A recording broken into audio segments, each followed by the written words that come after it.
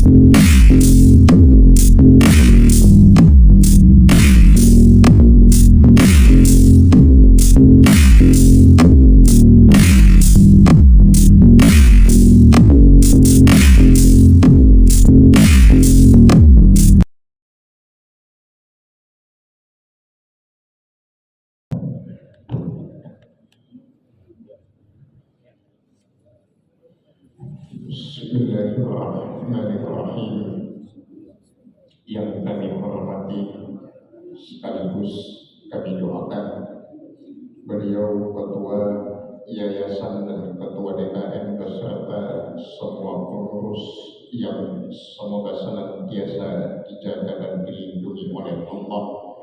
Bapak Ibu sekalian, para orang tua kami, ikhwatal iman yang telah terhimpun di tempat yang baik pada waktu yang baik dengan niat dan tujuan yang baik, teriring doa dan munajat kami semua kepada Bapak Ibu sekalian. Semoga Bapak Ibu senantiasa dalam penjagaan dan perlindungan Allah Subhanahu wa Ta'ala. Alhamdulillahi wa bihi nasta'inu ala umuri dunya waddin. Salatu wassalamu ala asyrafil anbiya'i wal mursalin wa ala alihi wa ashabihi wa man tabi'ahum bi ihsanin ila yaumiddin. Ibadallah, usikum wa iyaya nafsi bi taqwallah wa ta'ati rasulihi la'allakum turhamun. Uhayyikum tahiyatan islamiyah. Assalamualaikum warahmatullahi wabarakatuh.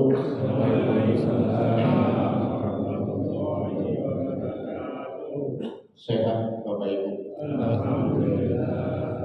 Kita mulai dengan ungkapan Imam Asy-Syafi'i radhiyallahu ta'ala anhu. Beliau mengatakan, ketika kita menyampaikan kebenaran, maka manusia yang mendengar saat itu akan terbagi kepada dua golongan. Golongan pertama, golongan yang cerdas. Golongan yang cerdas akan merenung. Golongan yang kedua, golongan yang kurang cerdas akan tersinggung. Jadi kapanpun, dimanapun Bapak Ibu menyampaikan kebenaran bukan pembenaran. Kalau pembenaran itu nyari alasan. Kebenaran itu mutlak Quran hadis.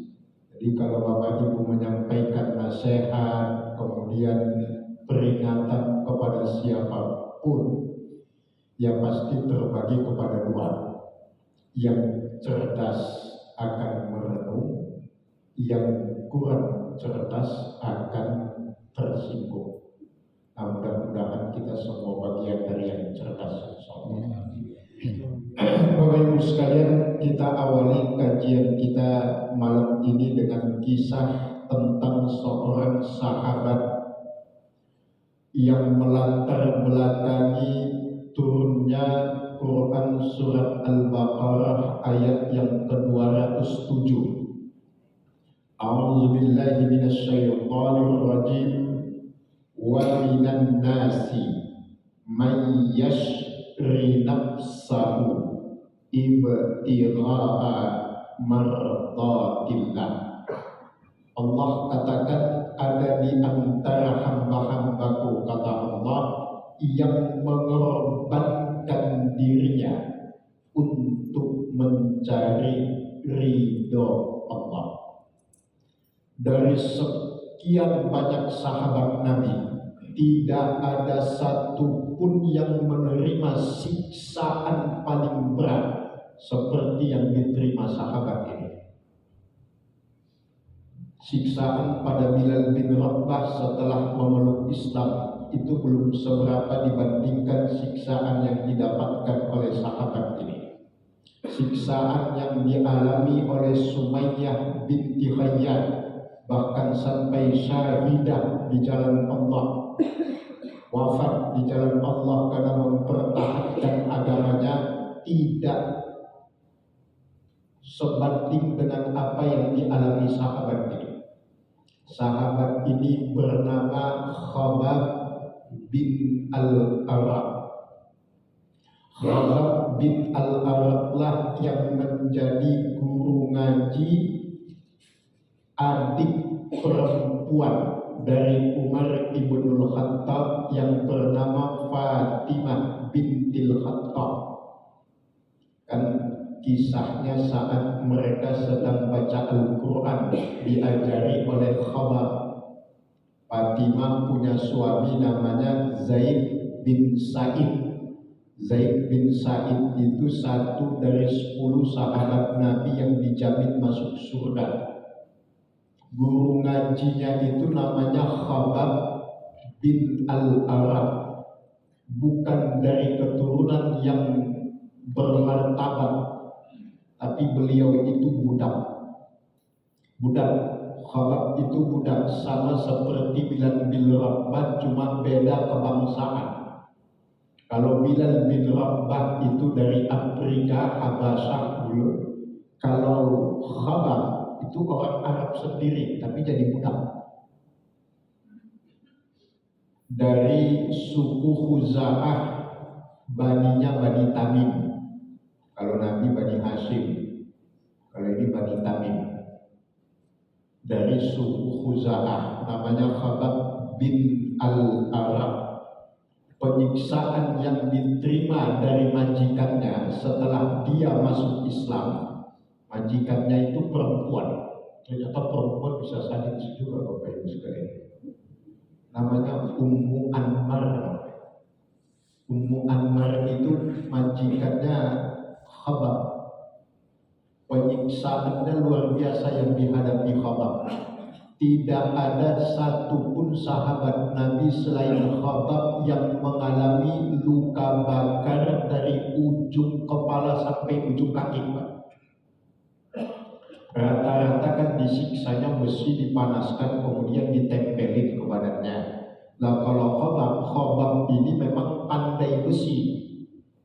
Makanya beliau ini sering buat pedang untuk penduduk Mekah. Begitu dia menyatakan Islam, didatangi oleh majikannya dengan satu rombongan besar dari suku Khuza'ah. Begitu sampai di tempat Khabbab, itu rame-rame semua menjambak rambutnya Khabbab bin Al-Arab, ditarik sesuka mereka. Jadi yang jambak bukan 1, 2, 3 orang, yang jambak rame-rame dan saling tarik menurut maunya masing-masing mau kemana. Yang satu narik ke kanan, satu narik ke kiri, satu ke atas, satu ke bawah, diputar-putar Pak. Dan gak sampai di situ, semua besi yang ada di tempat kerja Khabbab bin Al-Arab ini dipanaskan Pak. Sudah merah, ditempelkan ke semua tubuhnya Khabbab bin Al-Arab. Gak cukup sampai di situ Pak. Dibuat api tungku, kemudian Khabbabnya yang masih nempel besi di badannya diletakkan di atas tungku itu Pak. Jadi besinya itu nggak pernah dingin. Hanya satu yang menyelamatkan Khabbab bin Al-Arab, azal. Kalau ukuran manusia, bahkan Rasulullah mengatakan itu sudah mati Khabbab bin Al-Arab. Tapi Khabbab bin Al-Arab datang kepada Rasulullah dan mengadu, "Ya Rasulullah, tidak maukah engkau berdoa untuk pertolongan kami?" Maksudnya Nabi berdoa mohon pertolongan untuk Khabbab dan kawan-kawan yang sedang disiksa. Nabi malah membalas dengan cerita yang lebih parah. Orang sebelum kamu, kata Nabi, ini hadis sahih riwayat Bukhari, man kana qablakum, kata Nabi, ada orang-orang sebelum kami, tapi bukan sahabat Nabi. Pada zaman Nabi Zakaria, pada zaman Nabi Musa, mereka mempertahankan keyakinannya, kemudian kemudian ditangkap oleh penguasa yang zalim, badannya ditanam ke dalam tanah, yang tersisa tinggal leher dan kepala. Dan apa kata Nabi yang terjadi? Didatangkan gergaji, diletakkan di atas kepalanya, kepalanya itu dibelah. Itu zaman Nabi Zakaria, maka Nabi Zakaria pun wafat itu digergaji oleh umatnya Yahudi waktu itu. Yahudi, kalau urusan Yahudi itu nomor satu deh.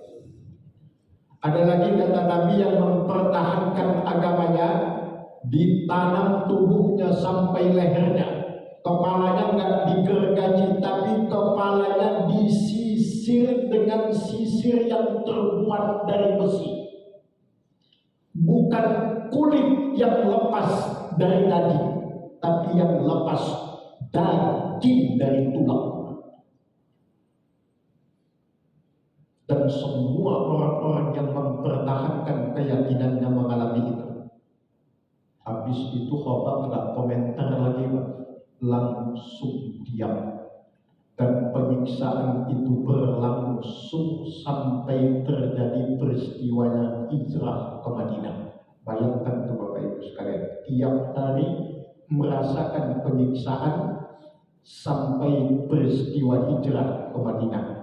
Maka dalam sejarah Khabbab bin Al-Arab itu dijadikan contoh oleh Nabi bagaimana berkorban mempertahankan prinsip dalam kehidupan. Taruhannya nyawa. Tapi subhanallah, sejarah juga mencatat sahabat bernama Khabbab bin Al-Arab ini salah satu sahabat yang sedih bahkan sampai menangis ketika Allah memberikan rezeki harta kepadanya. Belum pernah nemu nih orang begini. Dikasih harta oleh Allah, rezekinya dimudahkan oleh Allah, dia sedih bahkan nangis. Kenapa sampai beliau nangis? Ditanya oleh para sahabat yang lain. Setiap dia melihat hartanya sekecil apapun, bahkan sendalnya dia yang terbuat dari pelepah kurma, yang diingat nama Khabbab apa? Hisab. Itu pasti dihisab Allah di akhirat. Sendalnya dari pelepah kurma. Nangis dia melihatnya. Dia nggak tahu untung Khabbab nggak hidup sekarang. Nggak tahu ada orang punya sepatu buat diinjek-injek harganya jutaan sepatu. Belum lagi kalau dia tahu pesawat pribadi, terbang ke Amerika. Oh nebeng, tapi yang ditebengin nggak ada ya. Itu nebeng definisi baru itu. Jadi kalau ditanya nanti anak-anak cucu Bapak Ibu sekalian, kalau dikasih tahu nanti takutnya ada pertanyaan pas ujian. Apakah yang dimaksud dengan nebeng? Nah, nebeng itu menumpang kendaraan orang, yang punya kendaraan itu nggak ada di situ. Itu definisi baru dari nebeng, Pak. Karena dari dulu yang kita tahu nebeng itu orangnya ada. Kadang kan suka keluar itu soal-soal yang nakal gitu. Dulu viral itu di media sosial kan, ada pertanyaan di buku LKS itu, lembar kerja siswa. Pertanyaannya apa akibat dari sering berbohong? Dijawab sama anak itu, jadi presiden. Bukan saya yang bilang, anak itu yang bilang, ada tuh di media sosial. Itu udah cerdas anak-anak sekarang. Jadi pertanyaannya, apa akibat dari sering berbohong? Titik-titik, dia jawab, jadi presiden. Atau presiden mana? Konoha kan? Presiden Indonesia mau. Jadi Bapak Ibu sekalian, itu sahabat Khabbab bin Al-Arab untuk mengantarkan kepada tema kita malam ini tentang siapa kita di hadapan Allah. Bapak Ibu sekalian, tema ini kita angkat dari hadis yang diriwayatkan oleh Imam Ahmad. Di dalam Musnad Imam Ahmad dari sahabat Abu Sa'id Al-Khudri. Status hadis ini sahih. Semua ahli hadis al-mutaqaddimun wal mutaakhirun, ahli hadis yang kekinian seperti Syekh Al-Albani dan sebagainya, semua mensahihkan hadis ini. Nabi mengatakan untuk mengetahui siapa kita di hadapan Allah, innamat dunya li arba'ati anfar. Dunia ini, kata Nabi, hanya diberikan kepada 4 golongan manusia. Jadi ada 4 golongan manusia yang mendapat dunia ini. Nanti kita lihat kita yang mana. Pertama, abdun razaqahullah malan wa ilman. Ada hamba yang Allah berikan harta sekaligus ilmu. Wa yattaqillah fi, maka dia bertakwa kepada Allah dengan hartanya karena dia punya ilmu tentang itu. Jadi abdun razaqahullahu malan wa ilman, orang yang Allah berikan harta sekaligus diberikan ilmu. Dengan harta itu dia bertakwa kepada Allah, dia menjalin silaturahim wa yasilurahimah. Yasilurahimah itu artinya dia menyambung tali persaudaraan dengan harta itu. Wa ya'lamu anna fihi haqqan lillah, dan dia tahu bahwa di dalam harta yang Allah berikan itu ada hak Allah di dalamnya.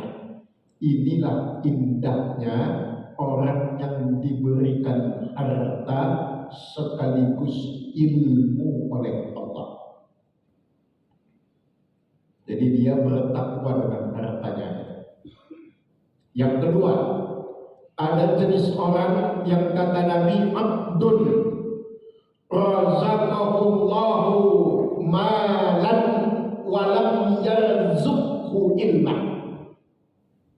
Ada orang yang dikasih Allah harta tapi nggak dikasih ilmu. Dikasih harta tapi tidak dikasih ilmu. Akhirnya bermaksiat kepada Allah dengan hartanya. Dia tidak mengerti kalau di dalam harta itu ada hak-hak Allah. Dia tidak bertakwa dengan harta itu kepada Allah. Jadi Bapak Ibu sekalian, kita ulangi yang pertama tadi, diberikan Allah rezeki berupa harta plus ilmu.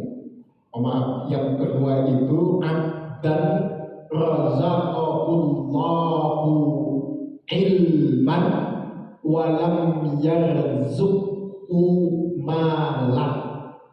Itu yang kedua. Jadi yang pertama diberikan rezeki harta plus ilmu, dia bertakwa dengan hartanya. Yang kedua diberikan rezeki ilmu tapi tidak diberikan harta oleh Allah. Jadi ada yang punya ilmu tapi nggak punya harta. Kalau yang pertama harta punya, ilmu punya. Indah banget melihat umat Islam yang begitu. Udah kaya soleh, udah kaya soleh. Itu insya Allah itulah yang disebut dalam kaidah man kasura ihsanuhu kasura ihwanu. Siapapun yang banyak kebaikannya pasti banyak temannya. Mana-mana banyak amat yang menegur dia, Pak. Dan subhanallah Bapak Ibu sekalian, hati-hati dengan apa yang disampaikan Nabi dengan bahasa innama tunsarunya bidu'afaikum, sesungguhnya kamu itu ditolong oleh orang-orang lemah di antara kamu, kata Nabi. Kadang-kadang yang betul-betul mewujud dalam hidup itu adalah doa orang-orang yang pernah dibantu. Subhanallah, apalagi dia dibantu tanpa dia tahu siapa yang membantu dia. Itu afdal banget itu. Sama dengan istilah hadis, doa yang mustajab itu doa yang dipanjatkan seseorang untuk seseorang yang didoakan tidak tahu siapa yang mendoakan. Kalau tahu biasanya by request kan, doakan saya Pak, doakan saya panjang umur sehat. Ya tergantung amplop sampean. Kalau amplopnya tebal doanya agak panjang. Sama tuh kalau di masyarakat kita, coba lah Bapak Ibu pelan-pelan coba teliti gitu. Kalau ada tahlilan gitu ya. Oh, kalau di rumah orang kaya ustadznya semangat banget tahlilannya, bisa 1000 itu tahlilnya Pak. La ilaha illallah. Udah mau 1 jam gak kelar-kelar Pak itu tahlilan. Karena orang kaya yang mati. Kalau orang miskin yang meninggal, tahlilnya 10 kelar itu Pak.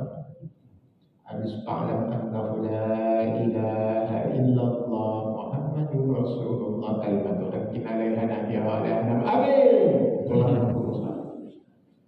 Karena yang mati miskin masalahnya. Di Konoha. Konoha itu yang kampung kita di tempat sini nggak ada ya. Nggak ada satu aja nggak ada kan. Jadi Bapak Ibu sekalian, jadi golongan yang kedua itu razaqahullahu ilman walam yarzuqhu malan wa huwa bin niyatis salihah wa yaqul law anni li malan la amiltu misla amali fulani. Orang yang diberikan ilmu tapi tidak diberikan harta oleh Allah, tapi dia punya niat dalam hati dengan mengatakan, ya Allah, seandainya saya punya harta seperti fulan yang nomor 1 tadi, yang diberikan harta, diberikan ilmu, maka saya akan beramal seperti amalan si fulan. Maka Nabi mengatakan, fa'ajruhuma sawa'un, mereka mendapatkan pahala yang sama di sisi Allah. Ini udah gak punya harta, ngaji malas. Kampung saya tuh udah gak punya apa-apa, di giliran ada ajakan beramal selalu aja klise jawab, saya gak punya apa-apa bos, apa yang bisa saya berikan, saya udah pensiunan. Biasanya di kampung saya. Kalau sudah begitu kondisinya, tidak apa-apa. Nabi mengatakan ada yang Allah berikan harta plus ilmu, ada juga yang diberikan ilmu walaupun tidak diberikan harta. Ya kalau sudah nggak punya harta, rajin-rajinlah ke masjid, rajin-rajinlah ke pengajian. Punya ilmu, dengan ilmunya itu dia memiliki niat, ya Allah, seandainya kelak saya punya harta, maka saya akan bersedekah dengan harta itu. Dengan niat seperti itu saja, kata Nabi, pahalanya sudah sama dengan orang yang punya harta tadi. Jadi nanti terminologi ngajinya dirubah. Biasanya tanya, mau kemana Bu Haji? Mau ngaji? Oh, paling gitu biasanya. Ini nanti dirubah jawabannya kalau ditanya, mau kemana Bu Haji? Mau kaya.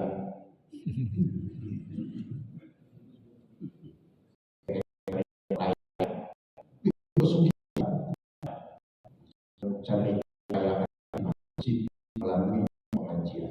Loh, Nabi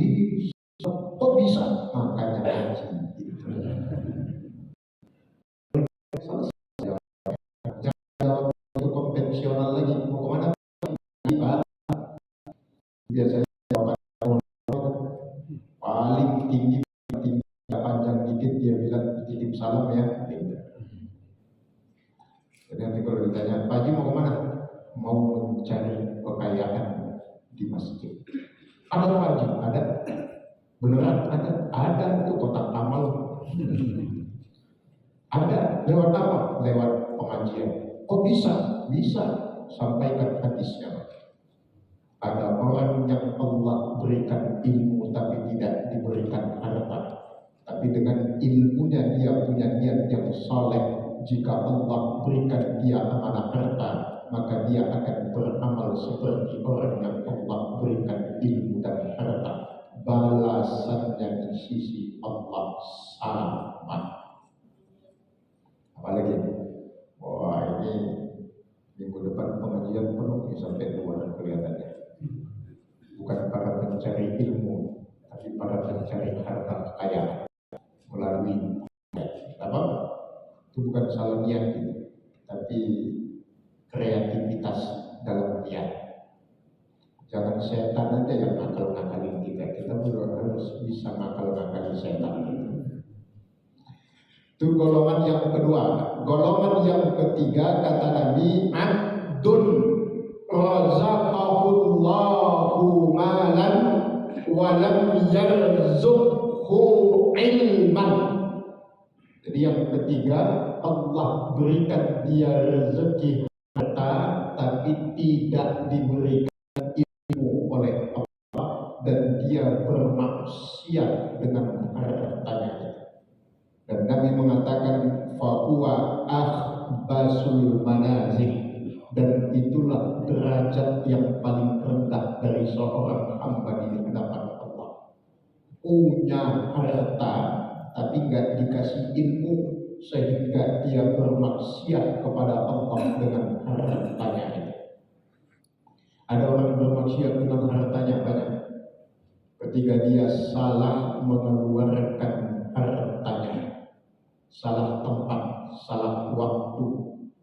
Dia tidak menafkahkan harta itu di jalan Allah. Maka di dalam satu hadis yang diriwayatkan oleh Imam Al-Bukhari, kita kembali sedikit kepada sahabat Khabab tadi. Khabab bin Al-Arab ketika diberikan Allah rezeki harta nangis. Kemudian sahabat bertanya sekaligus mempertanyakan hadis Nabi yang mengatakan bisa dan dinar, celaka hamba dinar, kata Nabi. Ditanyakan kepada Khabab apa yang dimaksud dengan celaka di situ. Dijawab oleh Khabab karena dia bodoh. Makanya disebut Nabi celakalah hamba dinar itu karena dia bodoh. Mana bukti kebodohannya, kata para sahabat. Khabab mengatakan dia berpikir dengan mencari harta, mendapatkan harta itu, kemudian dia bisa mengatur hartanya. Padahal yang terjadi sebaliknya, harta itu yang mengatur dia. Contoh, kata hartanya begini, ini dialog imajiner ya Pak, bukan asli. Hartanya bilang, kalau Anda ingin mendapatkan saya, tinggalkan sholat zuhurmu. Ada orang yang gak sempat sholat zuhur karena sibuk ngurusi usahanya.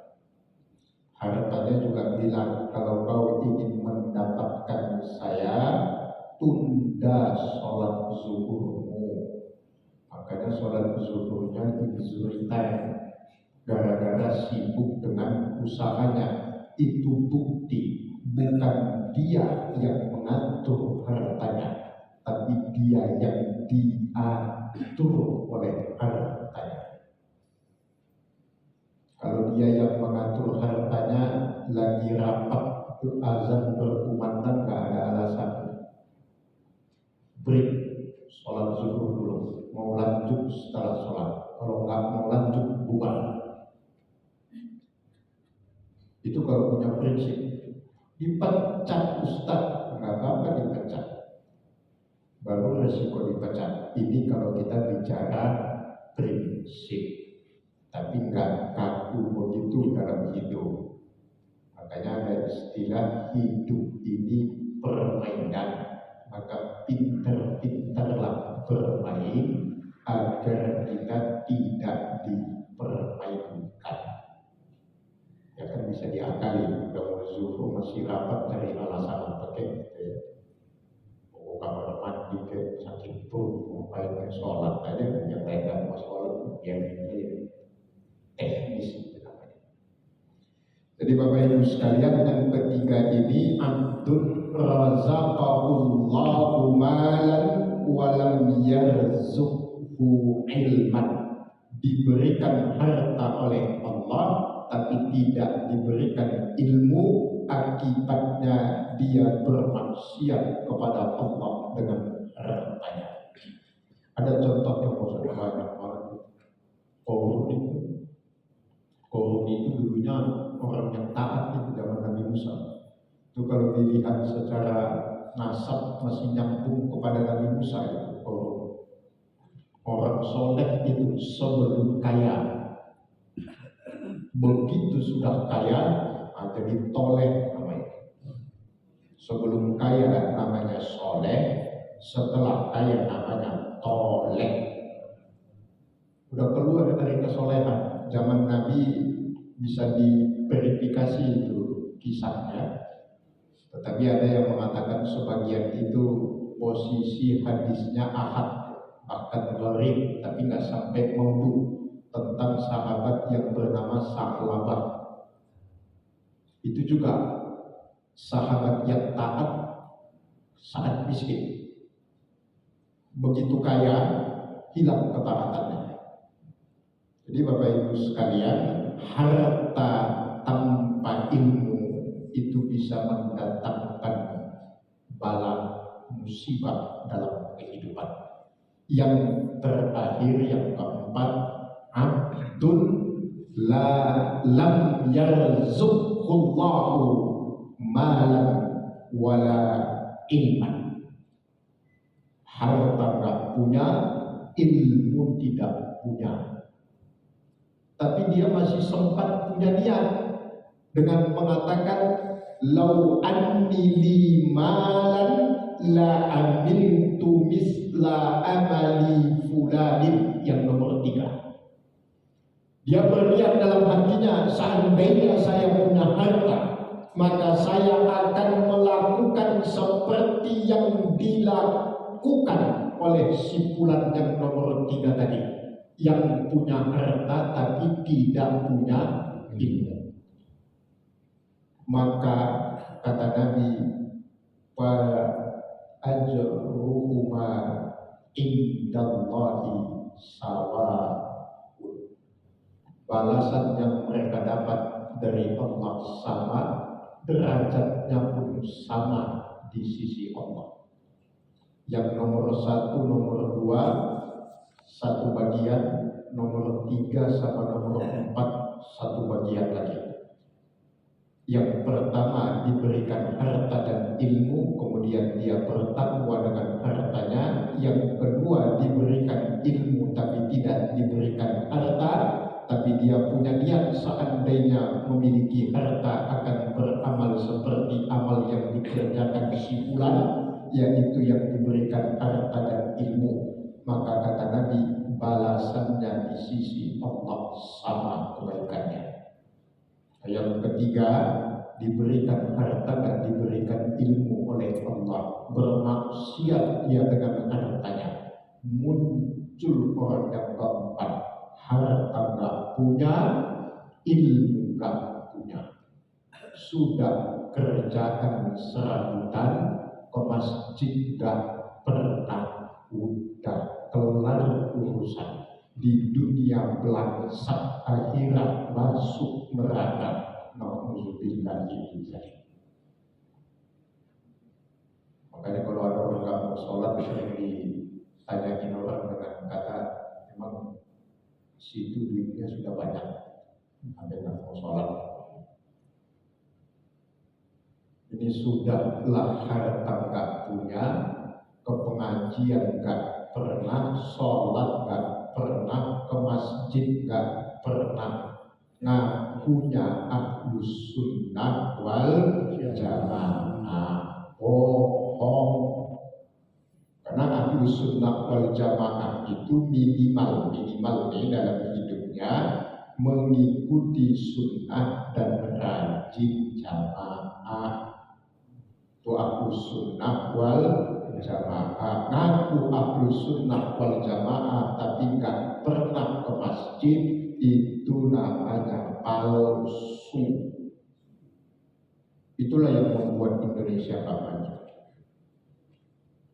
Meminjam istilah Salim Sahid, pakar politik dan sejarah, negara-negara di dunia ini itu bisa maju jika dia ada yang ditakuti. Contoh, Korea Utara itu maju karena dia takut kepada Korea Selatan, kepada Jepang, kepada Cina. Makanya dia bangun ekonominya, dia bangun kekuatannya, maju. Singapura itu maju karena dia takut sama Malaysia dan Indonesia. Dia negara kecil, Malaysia gede, Indonesia gede. Maka mau nggak mau dia harus kuat ekonomi, kuat militernya, maju dia. Israel bisa maju karena dia takut sama tetangga-tetangganya negara Arab, Yordania, Yaman. Makanya mau nggak mau dia harus kuat. Nah, Indonesia negara besar nggak maju-maju, kenapa? Sama Tuhan aja nggak takut. Kayak gini. Kemarin kalau disumpah itu anggota DPR, udah mau bacakan aja kerjanya itu baru selesai disumpah. Padahal disumpah pakai Quran yang agama Islam. Jadi itulah yang buat Indonesia nggak maju. Ada yang ditakuti, Tuhan aja dia akan takut. Itu anggota DPR Konoha maksudnya. Ada juga masyarakat yang biasa ditanya, gimana Pak Haji, nggak maghrib, udah mau maghrib? Besok masih ada maghrib. Keren. Itu persis jawaban orang Yahudi di Al-Quran di surat Al-Baqarah. Jadi Allah mengatakan orang Yahudi itu ketika ditanya, kamu nggak takut masuk neraka ya? Dijawab orang Yahudi apa? Lan tamassanan nar illa ayyaman ma'dudat. Paling nanti di neraka cuma bentar doang gitu. Meremehkan banget jawaban orang Yahudi. Dia nggak takut masuk neraka karena kata dia nanti paling bentar di nerakanya gitu. Ada juga kita yang begitu. Nggak maghrib tadi, masih ada besok maghrib. Minggu depan masih ada, bulan depan juga, tahun depan masih juga. Insya Allah selama dunia ini masih ada maghrib, masih ada terus. Yang jadi masalah itu yang jawab besok masih ada nggak ya? Jangan besok datang dia udah nggak ada. Tahu-tahu udah ada pengumuman dari masjid. Innalillahi. Hati-hati kalau dengar pengumuman begitu, biasanya banyak yang melakukan kesalahan tanpa sadar. Jadi ada dua kesalahan fatal yang dilakukan banyak orang Islam ketika mendengar berita tentang kematian. Kesalahan pertama, dia nanya berapa umurnya. Itu salah itu, Pak. Boleh. Jadi seakan-akan hanya orang tua yang boleh mati, kalau muda nggak mungkin gitu. Innalillahi wa inna ilaihi raji'un. Si fulan wafat, berapa umurnya? 70. Oh pantas tuh. Maksudnya dia itu pantas udah mati. Jadi kalau yang 40 nggak mati gitu, mati juga Pak. Yang kedua, dia kesalahannya itu nanya sakit apa gitu. Biasanya gitu. Emang sakit apa? Seakan-akan yang boleh mati itu kalau sakit, Pak. Kalau orang sehat nggak boleh mati, nggak juga. Banyak juga orang sehat yang innalillah gitu. Yang sakit udah diponis dokter tinggal 1 bulan lagi pun panjang umurnya, Pak. Yang nggak kenapa-napa malah tahu innalillah gitu. Jadi dua kesalahan fatal, bertanya umurnya berapa, sakitnya apa. Nah, Bapak Ibu sekalian sebagai penutup. Terus apa intinya dari tema kita tadi? Sederhananya Bapak Ibu sekalian, Allah sudah menegaskan dalam Quran surat Al-Qasas ayat yang ke-77. Wa battaghi fima ataqallah daral akhirah. Carilah, dapatkanlah akhiratmu dengan semua nikmat yang Allah berikan kepadamu. Sederhananya, jadikan duniamu untuk mendapatkan akhirat. Jangan dipersempit hanya urusan harta, tidak. Kekuatan, kesehatan, umur itu semua nikmat dari Allah. Jadikan itu untuk mendapatkan akhirat kita. Alhamdulillah sore ini sehat, ada panjang umur, ada kesehatan. Ngajilah, ke masjidlah, sholatlah. Itu namanya dunia untuk akhirat. Karena tidak sedikit yang seumuran para orang tua kami ini di luar sana yang begitu kadang-kadang offside lagi, mata-matain orang yang ke masjid.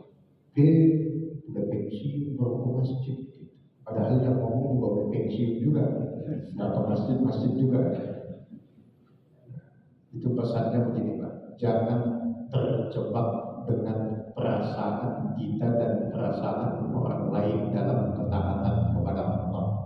Karena ketaatan kepada Allah itu bukan pakai perasaan. Kadang-kadang kan kita suka dijebak di penjara dengan komen-komen yang begitu. Kadang semangatnya bisa turun, Allah udah tua baru ngaji. Dan yang ngomong tuh udah tua nggak ngaji juga gitu Pak.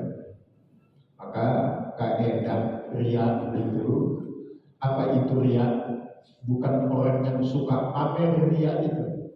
Riya itu justru tarkul amali li ajli riyaun riyaun. Tidak beramal karena takut dibilang orang dia riya. Nah itu riya yang sebenarnya. Jadi nggak usah takut Pak, datang saja ke masjid, nyumbang saja di masjid, mau dibacakan, bacakan situ lengkap sampai nomor KTP-nya pun nggak apa-apa. Udah amat biarin aja Pak. Ini kadang-kadang nggak ikhlas, kayaknya nggak jadi sodako. Udah nggak apa-apa. Ini gimana Pak? Nyumbang 1 juta dibacakan, iya terserah ente. Mau ente tulis nomor KTP nggak sekalian biar lengkap? Nggak apa-apa. Tantangin aja sekalian Pak. Itu kadang di penjara nanti gak ikhlas, gak baik, gak berpahala kayak dia aja Tuhan itu yang bagi-bagi pahala itu. Dan kalau untuk kebaikan tujuan kita hanya satu, Allah, selesai. Itu banyak yang komen kanan kiri depan belakang, biarin aja Pak. Nanti kalau udah capek juga berhenti. Pakai prinsip biarkan anjing melonglong, apabila tetap berlalu masih juga menggonggong, lempar pakai batu. Ini saja Bapak Ibu sekalian, mudah-mudahan semua kita yang hadir pada kesempatan sore di kajian ini, Allah panjangkan umur kita dalam taat ibadah. Allah sehatkan lahir dan batin kita dalam ketaatan ibadah. Allah mudahkan semua urusan kita dalam ibadah. Allah lapangkan rezekinya untuk kita ibadah. Semoga anak, istri, suami, cucu Bapak Ibu sekalian, kita mohonkan kepada Allah dimanapun, kapanpun mereka berada, senantiasa dijaga dan dilindungi oleh Allah. Yang sakit kita doakan semoga Allah angkat penyakitnya, dikembalikan Allah sehat lahir dan batinnya. Al-Fatihah.